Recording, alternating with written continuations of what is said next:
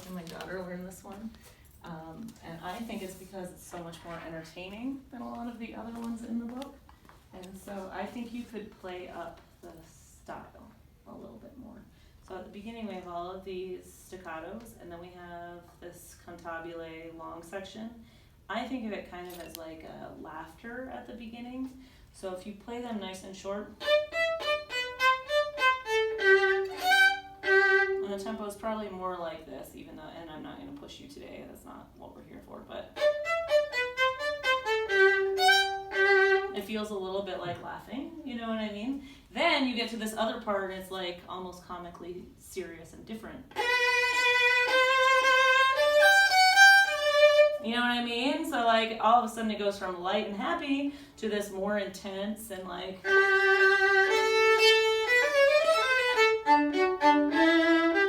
know what I mean? So like making big differences in that is really entertaining for people. What I would rather work on with you, I'll do a little bit of that, but is the weight of your bow. I think that your sound is a little bit too soft and airy. It sounds almost, and it's not a negative thing, but like a sickly sound. And I want you to have a really confident sound. And so when I put the bow on the hair, on the string, I feel the weight of my arm sitting into it. Even if I'm playing up here, I'm transferring the weight, and I feel a lot in my index finger where my arm has rolled, it's pronated. So I can still get a sticky sound up there, and I feel like yours is doing more of a skating, which is occasionally used, but pretty rare, because it's not like our favorite sound on the violin, you know what I mean? So will you first set like right below the middle, and then let your arm sink in so much that when I wiggle, it's so stuck into that if it moved, it would do the creaky chair thing. Okay, so that's how sticky I want it to be. So it's just a release of that energy. It's like when you're pulling with your finger, you're pulling with the hair now, okay? So, and if you get a crunchy sound on stage, that doesn't usually translate to the back of an auditorium. So don't be afraid to like really use a lot of weight, you know? I play viola, and when I play violin, it really can't handle the amount of weight that I'm used to transferring into my C string, you know? So let's try this here, and we'll go your tempo. But we're gonna put a lot of energy into the string and stopping and starting with a nice T sound, which is the pinch into the hair, okay? Ready, and go, and.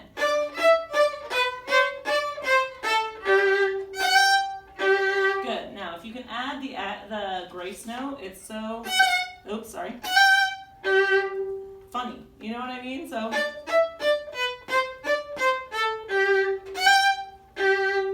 you have that nice jump. It's more entertaining. Let's try again. This time I want you to make as many crunchy sounds as possible. It's going to be really gross. Be gross about it. Ready, and go, and. Okay, now mine was gross. Yours was actually nice. So what you think is a gross amount of weight is perfect. Okay? The other thing that you can do to get a brighter sound is be right here. You're hanging out over here. See where all your rosin is? You want to be like lane 2 until someone tells you don't play so loud. Okay? So if you support your instrument up higher, I'm just looking at your shoulder rest. You might make a couple adjustments that you can always change back, okay?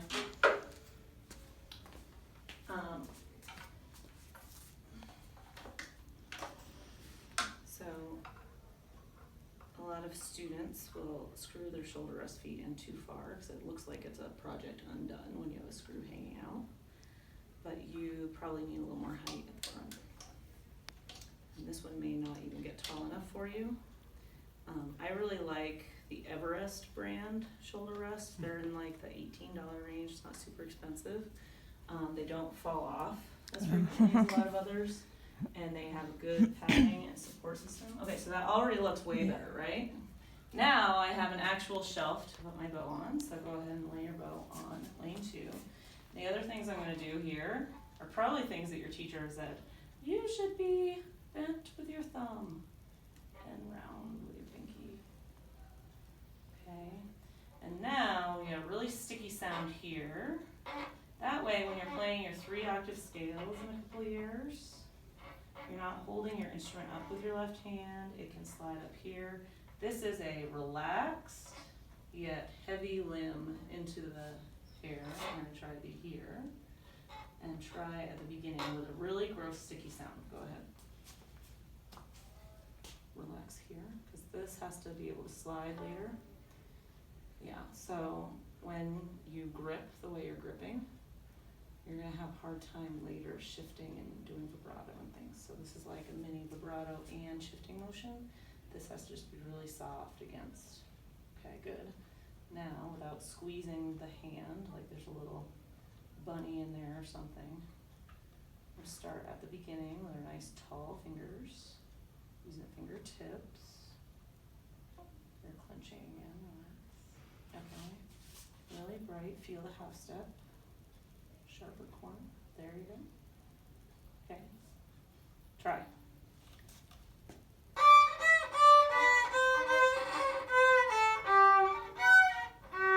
All right, I hear the beginnings of it. It's not going to be pretty for a while, because when you're making large scale changes, it's never really pretty, okay?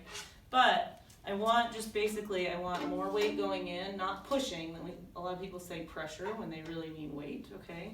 But I also, this is like a teeter-totter where my thumb is holding up on the fulcrum, and then this person is on one side of the teeter-totter, and this happy, relaxed person is on the other. These just kind of keep everything in the hand.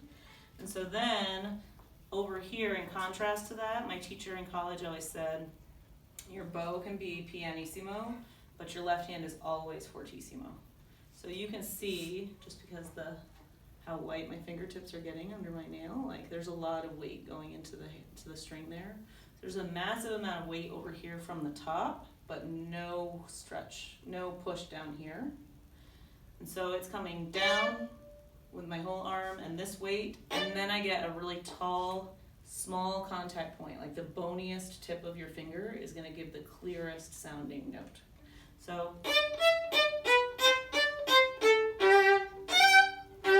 all very like heavy and sticky into the string. So even though like Mozart is always for hours as an inner player, it's very heavy off the string because it's like jumping on a trampoline. If you're on a trampoline and you just slide onto it like a worm, you're not going to just, it's not going to push you out. You have to like jump heavy into it to spring back out. And I think you're missing the spring. Let's try again here. Ta ta ta ta, nice and clean and.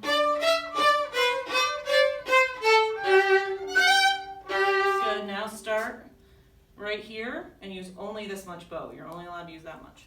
Ready and go and. Good, now what I'm hearing is ta ta ta ta. I want tut tut tut tut tut. Finish the note. Ready and go and.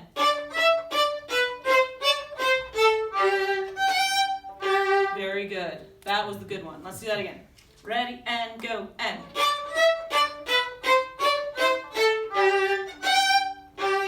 Set. Do again. Sorry. Measure 5. Don't let your bow get out of control. Now really long.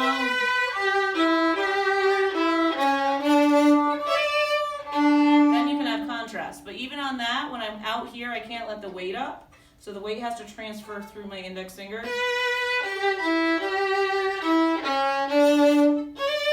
You know what I mean? So I think always more weight, even in a pianissimo.